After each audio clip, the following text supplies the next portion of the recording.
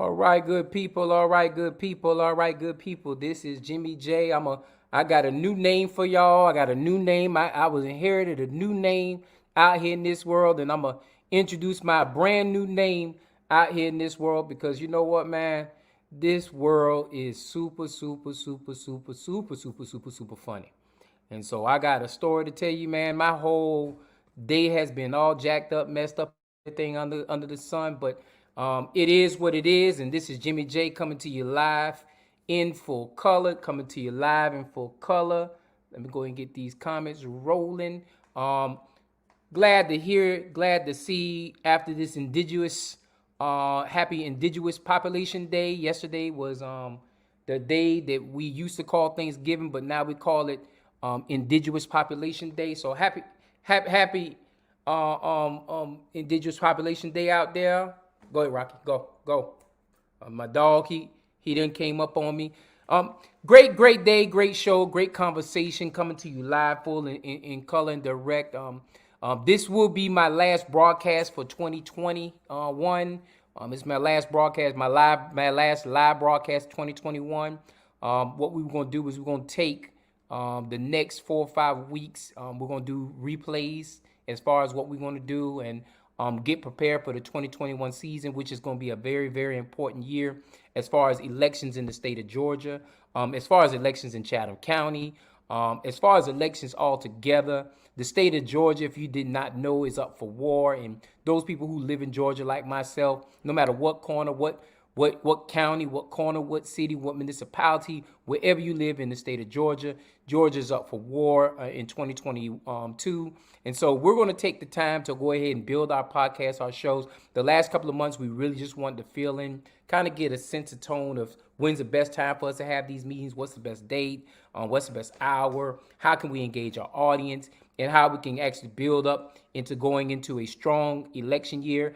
As anybody knows out there, I am really, really into the politics as far as making sure that we understand what politics are going to come against us. And so with that being said, at the beginning of the year, starting next year, I will start bringing candidates who are running. Now, you know, I don't deal with those Republican candidates. I only deal with the Democratic candidates.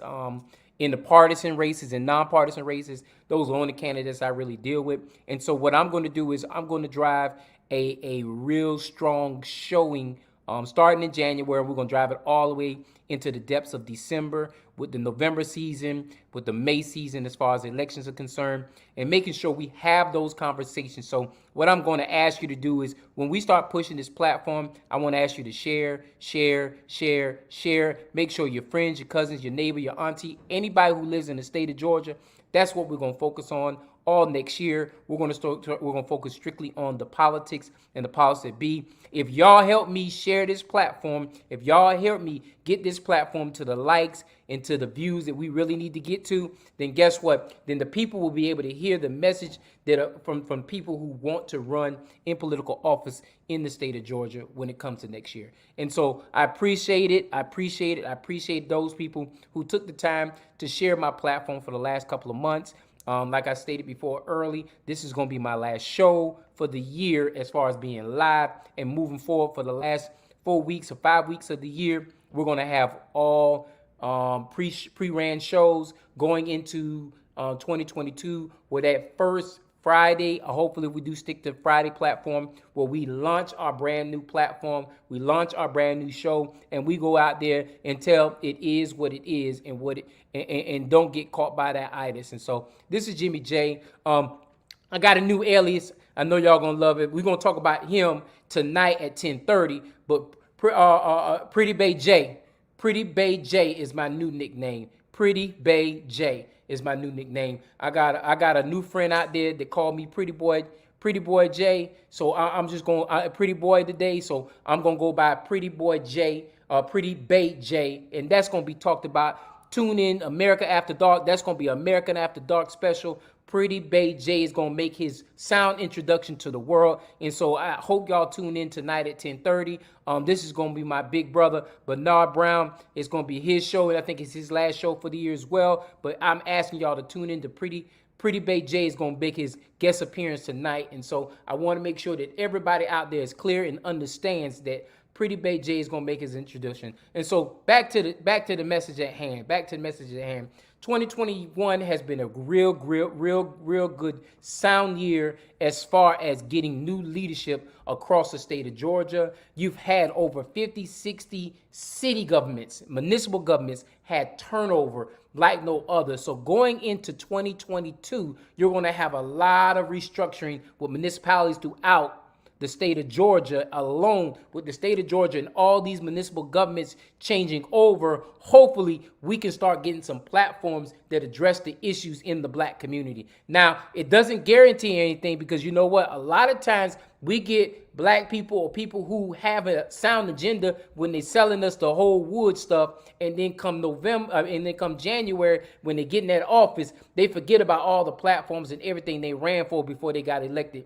We're praying, we're hoping, we're asking that this won't happen in this election season. And if it does, in 4 years, we're going to have another recess as far as turnover is concerned, because we're going to keep pushing to make sure we have the right people in play in politics. And so this year, like I stated before, a lot of municipalities across the state of Georgia, changed over government structures that are more favorable to African Americans. And so I'm praying to God that more narratives in our community will be more sound government structure that works toward having policy that works in favor of African Americans in our community. And so with that being said, I am only hoping that in January, when this thing happens, we're going to start seeing a change in the narration in our community. I know in Atlanta, they got elections on Tuesday. I know Brunswick, I think we have one election left in Brunswick. The mayor's elections in Brunswick coming on Tuesday. Waycross, we have a couple of seats up for election. I think we have one down there in Ware County, Jessup. And I know in these areas right here,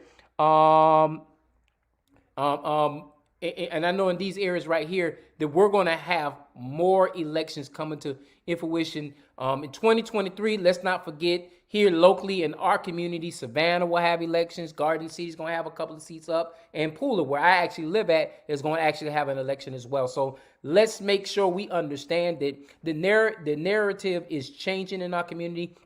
We need to make sure that we're talking about politics, and we're talking about how people should be affected when those politics come into play. I specifically speak on, when I talk about politics, I want to talk about specifically politics that affect African American communities. African American communities are some of the worst hit communities. When we put people like my friend Ivan said right here, when we put some people in those seats, they didn't forget the platform. They dismantled them and buried them to pieces. And so a lot of times when we get the right people in play, or what we perceive as the right people in play, those things actually happen. How you doing? Shouts out to Miss Betty Jones. She's been a faithful viewer. I appreciate everything you do, Miss Betty Jones. More is going to come in 2022. Miss Hill, how you doing, Miss Hill? I appreciate you taking the time to view the show. And Alan Wright, appreciate it. Happy Thanksgiving to you as well. And that's all my comments for now. But today's topic, what we really want to focus on in today's topic is, what are the things that we need to change in our community? What are the things we need to address in our community? What are the hiccups, holdups, standbacks, or fallbacks of things that are keeping our communities from moving forward? I talk about politics all the time. When I come on here, I talk about how our political systems are corrupt. So I read an article this morning talking about how politics is now being hijacked by revenue, how it's being hijacked by money. And so when we talk about politics and things being hijacked by money, is money the thing that actually wins politics in our community now? I understand, and I come from a biblical standpoint, the love of money, not money itself, but the love of money, the worshiping of money, the need to always be in bed with money is the root to all evil. Now, I grew up with those kind of concepts in my head. And so I understand that when you cherish money over everything else, you're not going to get really far in society as far as in a healthy, productive way. And so what are we doing? What do we need to do to change this kind of narration in our community? Because that has become problematic to a degree where it has held us back completely. And what I always talk about is we need to have a black agenda. I know y'all get tired of me hearing saying that, but I keep repeating the conversation over and over again, because when it comes time for us to start bringing these candidates here to talk about what we're going to do, if they don't have a black agenda, that's all I care about. When I talk to a candidate, I don't care if they come from a white community. If they come in to ask me for my vote, they need to explain to me what they're going to do as far as the narration is concerned when it comes to African Americans. And I think anybody who lives in a black household, whether you're middle class, poor, rich, or whatever, we should be asking anybody in this political season, when it ramps up in 2022, what are you going to do for African Americans? Because if they're too shy to answer that question, they won't get my vote. I don't care if they black, white, Puerto Rican, Chinese, Haitian. They won't get my vote. And so for us to be able to make sure we actually can meet the terms of that conversation, we have to make sure we're understanding what we got. Supposedly campaign contribution does not buy a candidate, but access to a candidate. And you know what? You're absolutely right, Brother Ivan. That's the problem with our society, because guess what? We have become so economic. Economics. Because economics drives the narration of what goes on in our community, because economics drives everything. The reason why we have high rates of crime, the reason why we have poverty, the reason why everything is tied to economics. You have poverty because you have to have a poor system in order to have a rich system. And a lot of people will much rather you be poor so they can go ahead and be rich. And so we have to make sure we're willing to call out these people. And I don't want to call them devils or anything like that, but we got to be willing to call all these people who are not for us. And see, it's time out for giving, and y'all gonna get mad at me. You're gonna get mad at me. You're gonna get mad at me, but I'm gonna say it again. It's time out for us giving buddy passes to people just because they're black and brown. It's time out for that. I'm gonna say that again. It's time out for us giving black and brown people a buddy pass just because they black and brown. If a black and brown person is in the narration of not fixing your community, and they have shown positive trends as far as not being able to fix the narration that you serve and that you live in, then we don't need to vote for them again. And so guess what? That goes on the local, that goes on the county, that goes on the state, that goes on the regional, that goes on the federal, that goes on every level from bottom all the way up to the top.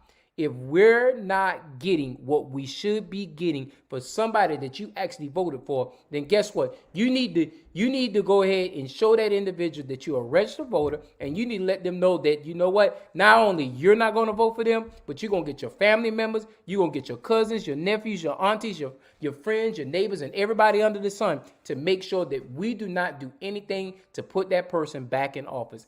That's the reason why we keep losing.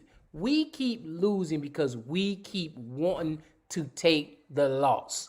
Taking the loss is accepting those people who have dug the grave for you, have done everything to bury you and put you in the ground, and done everything to give you the shovel to make sure nothing you said is agreeable or mentionable, and causing the problems that cause bigger issues.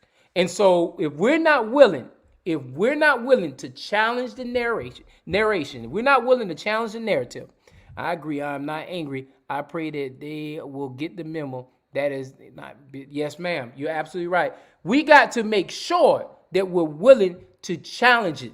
We have to be willing to challenge. Now, guess what? I ain't going to get a lot of people who like this, because you know what? It takes you out of your uncomfort zone. And the problem with us locally, and I'm going to speak locally, the problem with us locally is we are too afraid to be uncomfortable. And because we're too afraid to be uncomfortable, being uncomfortable is being around people who do you wrong, and you don't say nothing to them. And you just allow them to see. I ain't never seen nobody get in the room and you walk into a room and somebody come in with a gun, and I ain't never seen nobody sit back and look at the person with the gun and go back to doing what they were doing before they saw that person with the gun. You know what you did when that person came in that room with that gun? You jumped up, you got scared, you tried to find everything you could to get out of that room. But here, we're not in that kind of mode. The person is coming in the room, robbing us, and what we're doing is we're handing them our wallet, we're handing them the keys to our car, we handing them the house note, the mortgage, the deed, and everything under the sun. without any retribution or getting anything worthwhile being able to move the narrative forward. And we have to stop that, y'all. If we think that we want to do better in this life, we got to make sure we stop dealing with the BS, throw it in the trash, and make sure the trash man come by and pick it up before we go back in that trash can and reuse that person. Because that's why we keep losing. Recycle politicians who have never contributed anything positive to our community. And you're absolutely right. But you know what? The problem is, who do I blame? I say this every week, and I know y'all tired of hearing me say it, but I keep saying it for a reason. Because hopefully it's a different audience every single week that comes on this platform. Or when you look at these reruns, when this is replaying, hopefully it opens up your mind to understand what I'm getting ready to say. If we're not willing to run for office, and we're not willing to vote for people who can do better for us, we're going to keep getting the same BS that we've been getting forever. But the problem with us is, guess what? We're too content. We want to listen to our music. We want to say everybody is our friend. I don't want no enemies. I got to eat lunch with him. I got to go to church with him.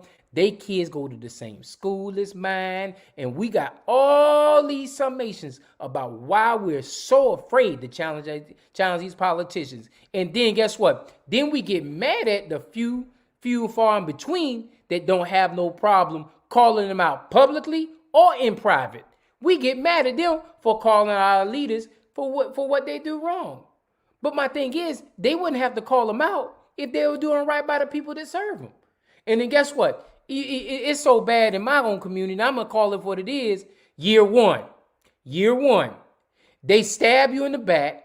They forget about you, spit in your face, and they go trotting over there to the people with all the economics because they're the ones who want to pay off their debt, retirement debt parties, and all kind of other good stuff like that. Those are the ones that go over there, trample over there on that side, talk to those people, smile in those people's faces just to get a couple of dollars to pay their debt off. And some of them don't even have debt, so they just put money in their own pocket. Same people, same color as me and you, do these same kind of politics out there. But you know what? Hey, if that's the kind of politics you want to live by, that's the kind of politics we're going to live by. Okay, now, year one, they forget about us. Year two, they forget about us. Year three, they start coming around, talking about how they want to make improvements in the community. In the last 2 years, I've been working on a master plan to fix your community. And if you and they start this note, and if you vote for me again to be in that seat again, I'll make sure I take care of your community. Year four, they come smiling in your face, laughing in your face, and coming to your birthday parties, your funerals, and everything under the sun. They want to be all up in your mojo moments. Because guess what? They know it's time to vote. And guess what we do? We fall on the altar. God forgave them, so baby, I'm going to forgive them too. And guess what? They person get back in office, and that same cycle starts over again. They forget about you year one. Year two, they act stupid with you. Year three, they start to remember you. Year four, they begging you, borrowing for the vote. And then year one again, they your friend again. And they not your friend again. They forget about you. They do. Y'all, we got to stop this, man. You know, I don't blame politicians no more. I don't blame politicians no more. Because a politician gets in the seat year one. Politician gets in the seat year one. Year one, we hold them accountable. We hold them accountable via email. When you see something wrong, you say something. We tell our kids this when we talk about drugs, but we don't tell this about the biggest drug dealer in the world. The biggest drug dealer in the world is the politicians who give us all these empty promises when they run for public office. And then after they get in office, we don't hold them accountable. We don't see something, say something then. But why are we asking our kids to do it when we talk about the drug dealer, or we talking about the bullying, or we talking about all this? The same kind of drug dealer and bullying and everything like that are the same politicians who we elect in office, who we put up there to do a job for all people, but because we don't have any revenue, because we don't have any money, then they forget about us. And we got to stop this, y'all. We got to stop this. You know, when we talking about politicians, we got to be talking about politicians like it is. We got to call them for what it is. You know what I'm saying? If someone is doing, this is what kills me, y'all. We wait till the last minute if we do run for office. My thing is this. When somebody gets elected, day one, I start charting them. I start writing everything down they do. You know why I start writing everything down they do? Because you know what? It's not what you do in the year of election that counts. It's what you did over the duration of your administration that counts. So what you do is year one, you write everything they did, all the emails you wrote, all the conversations you did, all the times they ignored your behind. When you sent them an email, you remind them all those conversations because you know what? It's so important. It's so grand because you know what? If they ignore your conversation, you remind them the fact that they ignored your conversation. And when they come with that lie, well, you know, I get so many emails, so I didn't get a chance to read your email. Then what you do is you send an email. You reply to that email over and over again each week, week in, week out, week in, week out. If you have to send them 52 emails before they reply to you, then guess what? Now you got a 52-week conversation that you can have when that joker come back around 3 weeks later talking about wanting to run for office. But see, y'all know what? Y'all get mad. Y'all get mad. Y'all get mad. Y'all get mad. But the thing is, if we're not willing to hold these folk accountable from day one, then we can't expect them to do anything for us on day 800. And day 800, if you didn't understand, you didn't do the math, 365 times 4 is closer to 800 than it is to day one. And we don't need them when it comes time for them to run for office. We need them when they're in office, not when they're running for office. See, I you know, in this kind of community, what I've learned how to do is I've learned election year is the best year to ask a politician to do something. You know why? Because they answer all their damn emails then. They answer all their phone calls. They answer all their conversations because you know what? It's election time. But you know what? When they run unopposed or they run against horrible candidates, then guess what they can do? They can forget about us. They ain't gotta ever do nothing for us. Because you know why? Because they know they already won. But see, this is what it's all about, y'all. This is what it's all about. If we want to change the system, you got to be the change that we want to see. And my thing is this. I don't complain about politicians who are doing bad. I complain about the people who put those politicians in those positions who do bad. Because my thing is, there's one part in calling them names and calling them out for all this stuff like this, but holding them accountable is totally different. When they do a bad decision, you send them an email saying this is what you did on XYZ date. I'm just reminding you of your situation. When they do something else, this is my other email I'm sending you to remind you of the situation. Now, if that politician is getting 300-400 emails, I guarantee they're going to start changing their position. Because you know what? If they don't, then you take those 300-400 emails, and when they talk about running for public office and they make those public appeals, you call them out during the public appeal conversations. You start having conversations with other people. I sent this joker 52 emails, one email every week. He never replied to anything I said. And I'm telling you right now, I'm calling all this out because every politician got a free year this year. A free year this year. Next year, when we start this show back up, I'm going to read the emails I send to people, and I'm also going to say who got the email, who replied, who didn't reply, and everything under the sun. Because my thing is, I ain't just going to talk about it. I'm going to be about it now.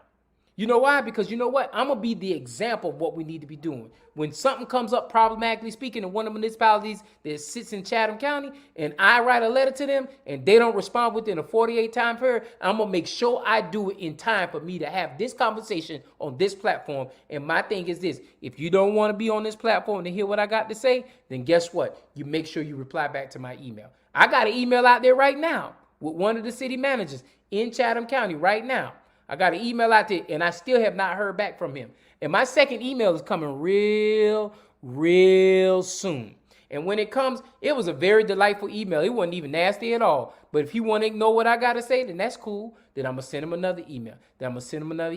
And when it comes time for these elected officials in that municipality to run for public office, I'm going to write down the fact that, because eventually I will start CCing city council in the email. And when I start CCing city council the email, then that's when I get involved with those elected officials and making sure I start holding them accountable. See, my thing is the game is easy to play. I just don't play it because of position. And a lot of people get mad at me for position, but my thing is this. When you get in title positions, when you get positions of authority and leadership, guess what? You abide by the protection of that authority and leadership position. And so when I sat on the county commission as a county commissioner, I did a whole lot of things I normally as a human being or normally as a person would not do, I would probably be more aggressive in my current state of mind, being a non-elected official, because you know why? It's protection of position. You don't only represent one person. You represent a multitude of people when you're in an elected position. And so my thing is this: it's not the fact that nobody is scared. Jimmy J ain't scared. It's the fact that Jimmy J understands karma, retribution, and he also understands decorum. And that's why I'm always going to live by that creed. But guess what? My 1 year contract, my 1 year stay is over come December 31st.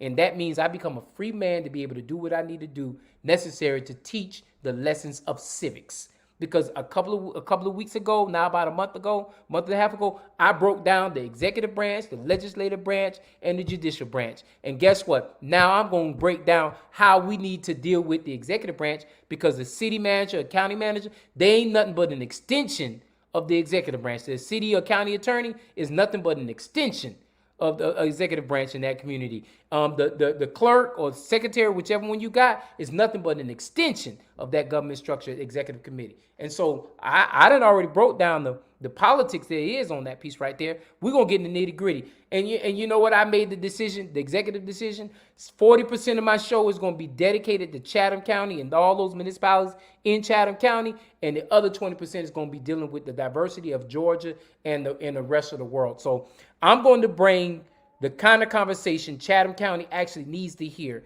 And so it's not going to be a Savannah driven. It's not going to be Pooler driven, Port Wentworth. It's not just going to be Chatham. It's going to be the whole state of Chatham, which means, the 7 municipalities in Chatham County itself. I'm not going to talk about Vernonburg because it is not enough to talk about Vernonburg, but we're going to talk about the 7 municipalities here in this community. We're going to talk about Orange Crush when it comes Orange Crush month, why Orange Crush doesn't exist anymore. We're going to talk about all kind of issues that affect Chatham County's community, from the islands, from Tybee Island to Thunderbolt to, let me get it right, Tybee Island, Thunderbolt, Bloomingdale, Pooler, Port Wentworth, Garden City, Savannah.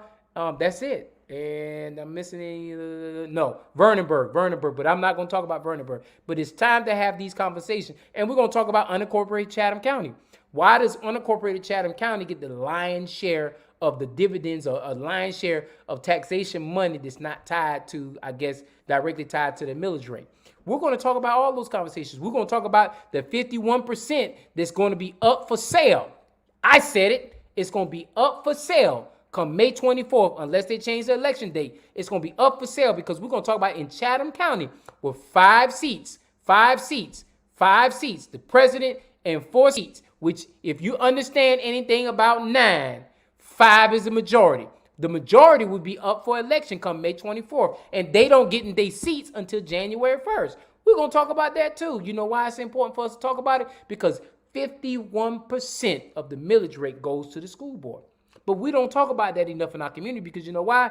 Because economics don't want you to know that. The construction companies don't want you to know that. The schools don't want you to know that. They don't want you to know that. We need to make sure that 51%, we need to start breaking down the concept of how that 51% is going to our kids. Not to a contract being built or not to a school being built. How's that money going to our kids? And what we're going to do is we're going to take a 2021 examination. Matter of fact, I'm going to take it even further. I'm going to go ahead back to 19, 20, and 21. We're going to take a 3-year examination of the 5 people who are running for public office in the school board seats. And if any of them are trying to retain their seat, we're going to see how they played into the narration of better economics in the black community. We're going because once again, my concentration, I can't speak on anybody else. My concentration is on how things affect the black community. This is how we build the black agenda. This is how we build the black movement. And it's nothing, and someone called me a racist because you just talk about black terms. No, because I have to talk in terms of black because guess what? Black is the one term that's always been, ever since they created the term black, it's always been the term that's been left out. When they gave us the term black, they didn't give us the term black to associate ourselves with something great. They gave us the term black to make sure that everybody in the world understood this is a group of people we do not want to be in control of society. And we're going to flip that conversation. We're going to flip that thought process and everything under the sun. And we're going to make sure that we're moving in the right direction moving forward in 2022. So it ain't going to be because you ain't get the information. If you ain't taking the time to tune in to my show and all these other shows on the ATR platform and everybody else out there who's trying to get the information out there, sometimes we get so mad about, they so angry, they so mad. Sometimes we got to filter through that stuff to kind of figure out what's the best conversation for us. And we have to make sure that our elders and our seniors, along with those young people, are showing up to the polls come May 24th. Because if you got a child in any capacity, whether it be a grandchild, auntie, nephew, whatever, a nephew, niece, an actual child in your house, adopted, or your own child, you need to be paying attention to the politics in the school system. And in 2022, we're going to talk about that. Another election that's going to be real prevalent in Chatham County, and we're going to call those voting records out as well, is the Board of Elections. The Board of Elections will be up in next year. 2 Board of Election seats for the Democratic Party, 2 Board of Election seats for the Republican Party. And it's very important we make sure we put the right people in play, because if the wrong 2 people get in play, then we get this stagnated Board of Election that we've already had before. And so it's so important for us to start talking, listening, and looking at these conversations, because it's too late. It's time out for all this other stuff. It's time out for all this stuff. And no one calls Buddy Carter or Dr. Ben Watson racist when they hold their discussions that clearly don't include black people. Hey, man. Hey, but see, the difference between me and them is they got a lot of money, I guess. They got the money and the privilege backing them, and I don't. But you know what? I don't care no more, because in 2022, it is what it is, and we're going to start speaking in those terms. If you don't want to watch the show, you don't watch the show. If it's only 8 people watching the show, then it's going to be 8 people that's going to get all this knowledge and tunes. And for those people who like to watch the show at the end of the night when nobody else is watching, hey, man, shouts out to you too. Because you know what? I understand that your money is tied to how that privilege system works. And if that privilege system in charge, that's the way you make your money. And so I ain't here to demean it or take anything away from you, but I will say this. It's not going to be easy moving forward into 2022. We calling everything out next year. We're doing everything to call everybody and everything out next year. And so it's so important for us to understand it is what it is, but it don't have to be that way. We got to stop getting caught up in that itis. And what that itis is us being accepting to whatever conditions is given to us. And we can no longer accept those conditions. We can no longer accept the germs and all the other stuff that come before you.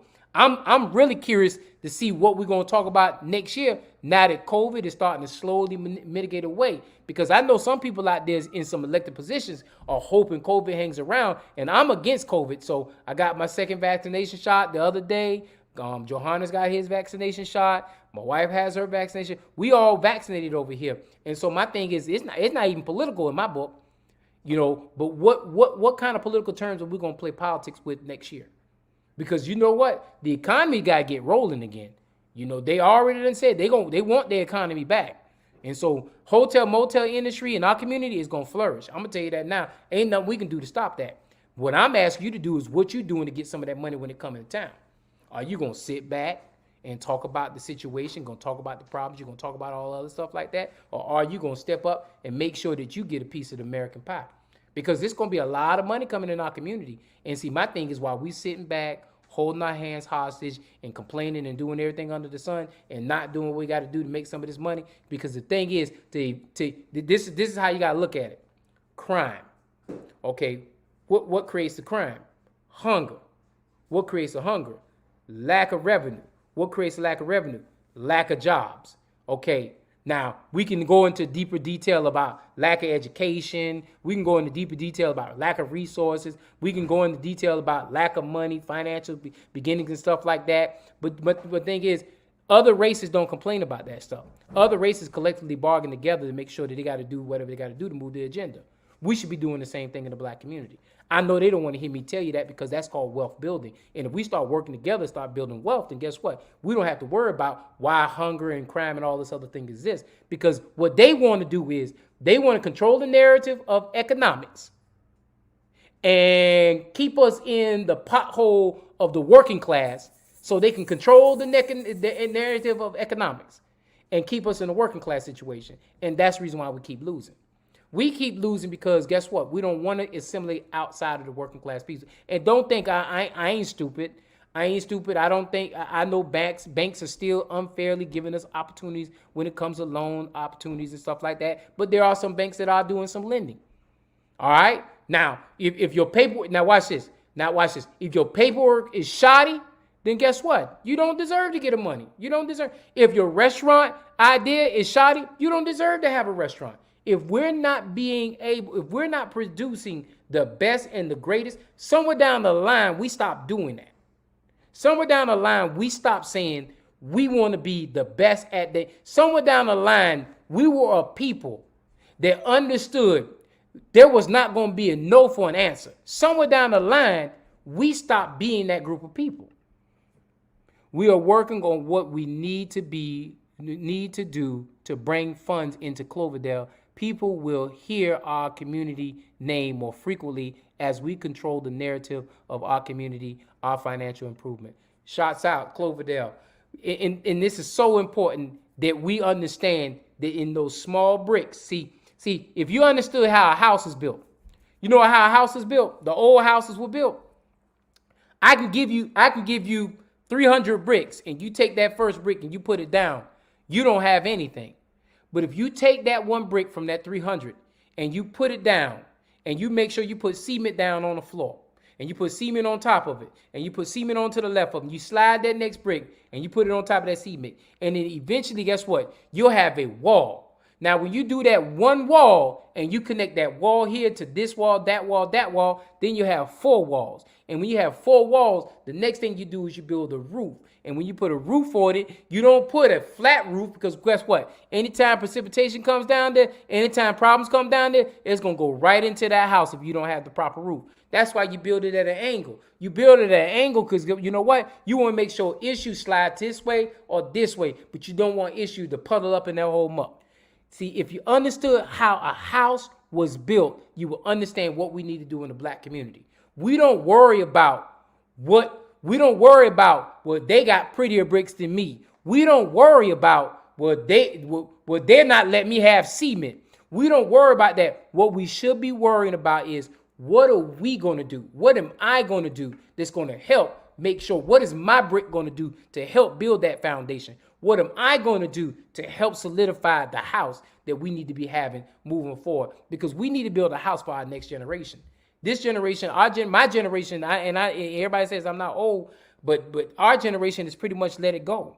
It's time for a next generation to step up and be committed to make the changes that need to be made in our community. And so with that being said, like I stated before at the very beginning of this podcast, it is so important. It is so important for us to understand that I'm going to take a couple of weeks off because I'm going to build a full platform from January to May to make sure we address, identify, and make sure that we put the right people in this public stage. And what I need y'all to do, especially my faithful followers, what I need y'all to do is help my friends, help my people, help those individuals get into social media social media platforms. This ATR platform, one thing about it is it's on Facebook and it's going to be on YouTube. So if you don't want to get in the Facebook world, that's cool. You can download us on ATR YouTube platform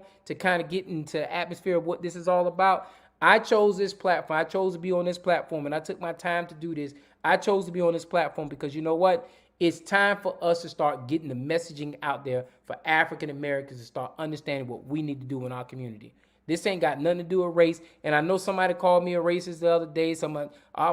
Y'all black media is doing this, that, and the third. No, if you hear me, if you heard anything I said in the last 40 minutes and 40 seconds, I first called out people and then I called out black people too. And so in that whole conversation, I was not biased in that whole conversation. I made sure I called out black folk, and I also called out those people who keep black folk from actually getting to where they need to go. And my thing is, you always hit me first. Do I understand that there are people out there that keep us stagnated and keep us bound and everything like that? Yes. But before I give them any credit, I want to make sure I clean everything around my backyard before I go out there and start fighting them other people. And the part of that problem we got right now is the politics. But guess what? We got to stop that mentality too. We got to stop thinking that government is the only way we can solve our issues and our problems. Government should not be our savior. We should be our own savior. We should be building and collecting our own in our own way. And guess what? For those organizations, I'm going to start telling you now, I'm going to give opportunities to organizations. Those organizations that are supposed to be out there to help build the black community, if you are stagnant and you're not doing what's right and what's necessary to help build a better basis for the black community, shame on you. And I'm going to call you out too.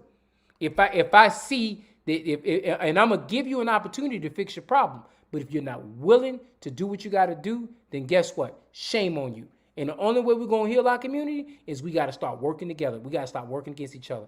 Man, you know what, man? I'm at the point now, I want to destroy the barrel because you know what? Then we ain't got to talk about crabs being in the barrel.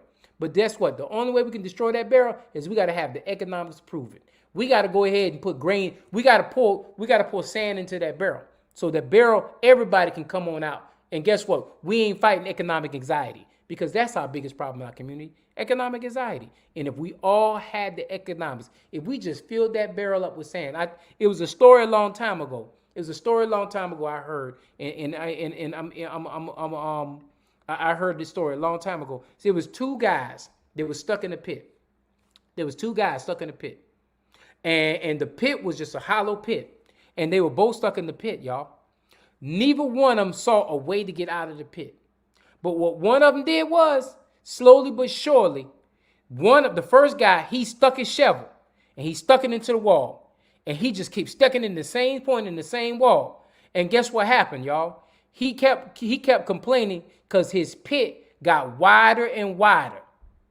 His pit got wider and wider because he kept shoveling forward. He kept shoveling down. But the next guy, he went up 10 inches from the floor and he shoveled out. And he went up 10 inches again and he shoveled out. And he went 10 inches again and he shoveled out. To the point where, guess what? He shoveled himself a set of stairs. What I'm trying to tell y'all, folks, is guess what? It takes steps to get to where we need to get to. If you think that Rome was built in a day, you're wrong. Even God took 6 days to create heaven and earth, and he took the 7th day to rest. But guess what? If you think that everything can be fixed overnight, you're wrong. You're wrong. You're wrong. You're wrong. The only way we're going to get this thing together, y'all, is we got to take the time to work and hold our hands. And then next thing we got to do is we got to hold each other accountable. Other things we got to do is we got to have an agenda. We got to know what we want. And my thing is, guess what? For example, if policing is your issue, then tell me what the platform is for to fix the police precinct. If policing is your issue, tell me what the platform is to fix your precinct. If economic anxiety is your issue, if you feel there's not enough economics in the black community, tell me what your platform is. Tell me what your solution is to make more economics work in the black community. We just can't just throw out novelist ideas. You got to throw out ideas that actually can work. We just can't say that, if we just give us all the money in the world from government structure, then guess what? We can fix all the economic problems there is. I don't want that. Because when I do that for government, then guess what? I owe government. I don't want that. You got to figure out what's best to fix the issues in our community. And we got to create an agenda to do it. And guess what? We don't need to give government no more than 20% of the solution to the problem. We need to make sure 80% of the solution to the problem comes from us, from sweat equity. Because when we do that, guess what? We appreciate it. And we got to stop selling. We got to stop selling for stupid. Because selling for stupid is thinking that somebody you elect them, they're going to fix all your problems. That's selling for stupid. But you know where that comes from? That becomes because we are people of economic anxiety. And we think that anybody who has access to capital, anybody who has access to money can solve our issues instantaneously. But you got to understand this. You can't put poor people in rich places and expect them to I'm gonna say that because y'all didn't hear that. You can't put poor people in rich situations and expect them to come back to the rags and riches life they came from. Because guess what? They're not gonna do that. And when you give somebody instantaneous power, when you give somebody instantaneous wealth, you give them instantaneous money, you can't get anywhere with that. Because guess what? They're going to assimilate to those people who speak instantaneous conversation. And that's why we keep losing, y'all. We keep losing because we think that somebody is going to get elected. One of us got in that seat and he going to take care of it. Every time we put somebody in them seats, they forget us, y'all. Every single time. And part of the problem is they forget us because we don't hold nobody accountable, man. Complaining without due diligence in researching tangible solutions is a waste of energy. All day long. All day long. All day long. All day long. I ain't got no complaints here. That's why I say if you understood biblically speaking, with two or three are gathered, so is he. I'm good with just having an audience of people who ready to move the narration, the narrative, ready to move the narrative. Because my thing is, if I got 500 people, I gotta appease 500 people. But if I got 13 strong people who willing to listen to the words that I gotta say, and I know I'm giving nothing but the truth here, nothing but the truth. So help me God. I know I'm giving nothing but truth. If I got to deal with 13 people, 8 people, anything less than 20 people, I can deal with that because you know what? It's about making this world work for us. I shots out, Melinda. I appreciate you coming on this platform. I appreciate you coming on this platform because it's so important. Because one thing I admire you, you take the time to make sure you understand your community and you don't take no jokes when it comes to your community. And if more people took pride of their community like so, we wouldn't be in the world of mess we in this world. Because if more people understood how the community needs to work, then they'd be better off. Now, I understand that people in them kind of situations have to fight their own people sometimes. Because you know why? Some people don't even realize they've been sold out. Some people will buy right into the people who sold them out and will defend the people who sold them out. Because this is the kind of world we live in. And until we're willing to change, it is what it is. And it will always be that way because a lot of folk are willing to suffer to the itis. And so I want to make sure it's understood. This is my last live show. I will be doing a lot of promotions. I will be doing a lot of promotions moving forward for our first episode. I have not chosen a date or time. I don't know if I'm going to move my date and time from where we're at. But what I am going to do is I'm going to really redraw my platform in the month of December. Focus time on family, focus time on what we need to be doing to move our narrative forward. I've already got relationships with 90% of the people who are running for public office in 2021, 2022, whether they're running for lieutenant governor or governor or whatever position they plan on running for. I already have those narrations. I already had those conversations with those people. I pretty much don't have many enemies when it comes to those people. I'm going to tell you now, I will not be bringing any Republicans onto this platform on the strength of right now. We have Republican leadership in office across the state of Georgia, and I just don't think that they have been serving us right. I know they don't even come to our community to have conversations as far as that stuff is concerned. And so with that being said, I'm only going to keep my platform to those individuals within the Democratic structure. If not just the Democratic structure, I'm going to look at those people who are in nonpartisan races to see if they have Democratic principles. And those will be the people I talk to. But I will tell you this, the first questions I will ask, and they will be tough questions, all my questions will be in line to talking about the Black agenda, the Black community. And so my thing is, I'm leaning on you, Betty Jones, Melinda Thornton. I'm leaning on my big brother Bernard. I'm leaning on all my people. Stacy, I don't see you on here, but I know Stacy. I'm leaning on all my people to help me out with what needs to be included in what we call the Black agenda. And my thing is, if you don't get it, then you don't need it. And best way to reach me, my number is 912-228-2205, 912-228-2205. I just put it in the chat. I just put it in the chat, Miss. I think I just put it in the chat. I'm learning on this. I just put it in the chat, Miss Betty. So I'm reachable but my thing is, I want to learn what the Black Agenda strategy needs to look like moving forward. I need to learn. I need to understand what the Black Agenda looks like moving forward. I need to understand what questions we need to be asking those people who want to represent the 30+% African Americans in the state of Georgia. I want to understand those people who are running for U.S. House seats, looking to represent the 40% African American communities in the first congressional district. I want to hear what questions we need to be asking these people. I want to start having those candid conversations, as my good sister says, candid conversations about what a Black agenda looks like.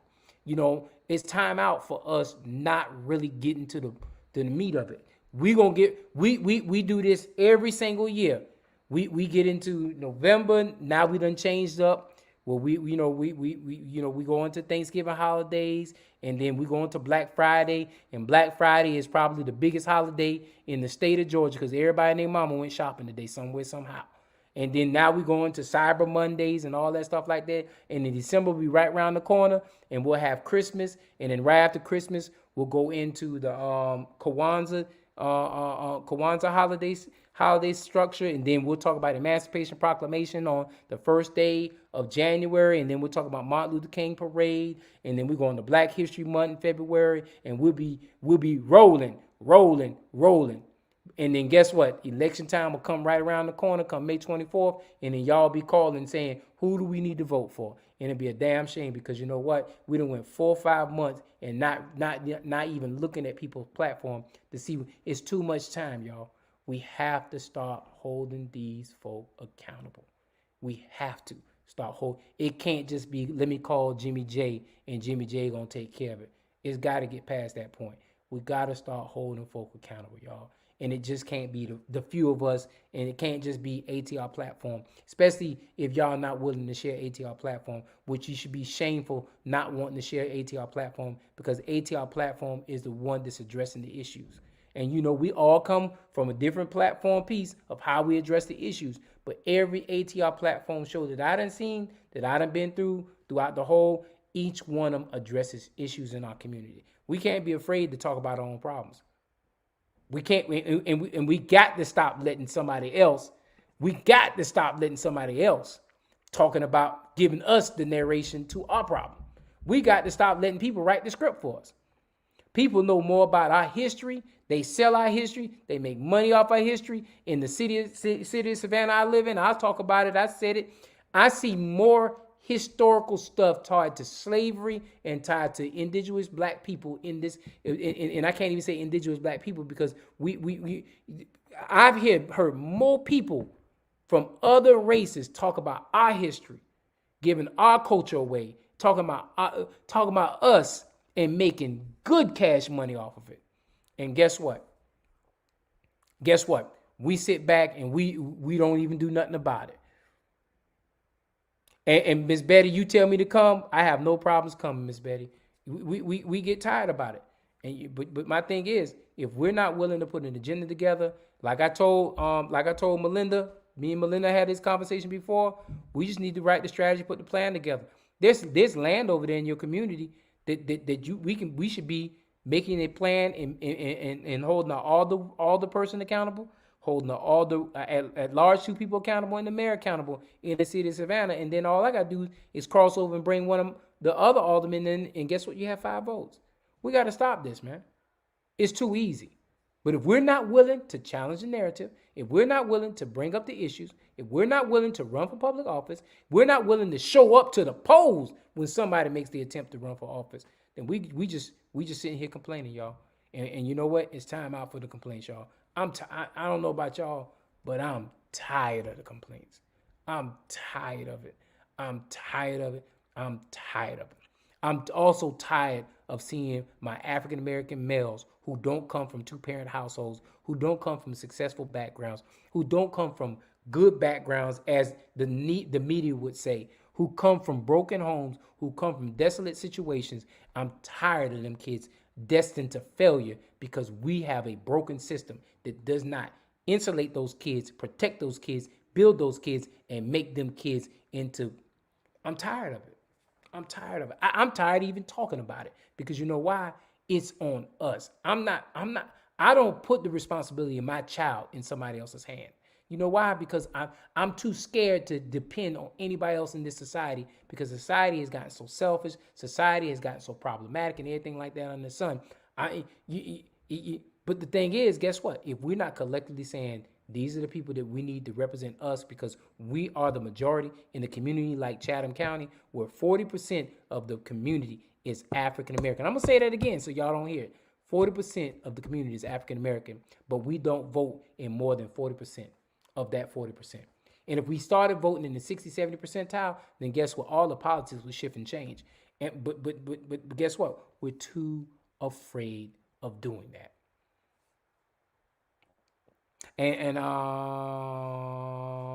Fella Park. Okay. I'm down for that, Miss Betty. I'm down for that. My grandmother's house was 1112 West 51st Street. 1112 West 51st Street, Miss Betty. That was my grandmother. That's the house my mother grew up in. She grew up on that side of town. But we have to do better, y'all. We have to do better. And so as I close out, these are my last 3 minutes for the year of 2021. If I do a special show, it might be a special show. I might do, but for now, I'm not planning on doing any other live shows for this year. I really want to really focus on actually building a narrative. So much can be done to build a better foundation. Thank you, Jay.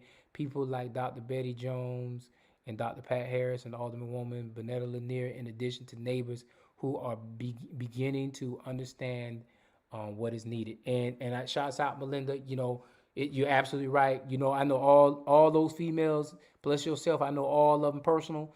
And like I said, me and you talk about this all the time. And I told you why this year I really didn't get too involved. But next year, I plan on being ultimately involved. And I ain't taking being ignored lightly. I'm not going to take being ignored lightly. And so you already understand we're kicking in the door, waving the, you know what, and we ain't saying we taking it no more. And that's just pretty much how it's going to be in the new year because it's just time for us to make a change. It's time to make a difference. So shouts out to 2021. It's been good. It's been great. We hope that everybody out there tunes in to take the time to be on this show. And hey, man, it is what it is. Looking forward to seeing y'all. Peace. Let me get to this thing so I can close on out correctly.